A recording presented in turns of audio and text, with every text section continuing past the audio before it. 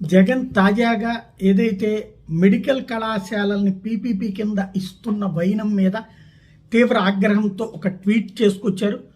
చంద్రబాబు గారు అనుకున్నంత పని చేశారు, సంపద సృష్టిస్తానని ఎన్నికలకు ముందు కళ్ళబొల్లి కబుర్లు చెప్పి తీరా అధికారంలోకి వచ్చిన తర్వాత ప్రజల ఆస్తుని పప్పు బెల్లాల మాదిరిగా మీ వాళ్ళ కమిషన్ల కొరకు దోచిపెడుతున్నారు. మేము పెట్టిన ప్రభుత్వ మెడికల్ కాలేజీలు నిన్న క్యాబినెట్లో స్కాముల కోసం ప్రైవేటు పరం చేయడం అవినీతిలో మీ బరి తెగింపునకు నిదర్శనం.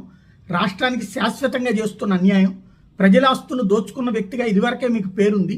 దీంతో చరిత్రహీనుడిగా మీరు నిలిచిపోతారు చంద్రబాబు గారు. ప్రజల కోసం కాకుండా దోపిడీ కోసం నిర్ణయాలు తీసుకోవడానికే మీరు మంత్రివర్గ సమావేశాలు పెట్టుకుంటున్నట్టుగా మీ తీరుంది.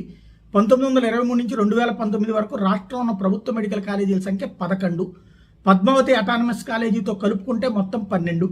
2019కి ముందు 3 దఫాలుగా ఉన్న సీఎంగా ఉన్న మీరు ప్రభుత్వ రంగంలో ఒక్క మెడికల్ కాలేజీ అయినా పెట్టారా? కనీసం ఆలోచన చేశారా? మీరు ఎలాగూ చేయలేదు.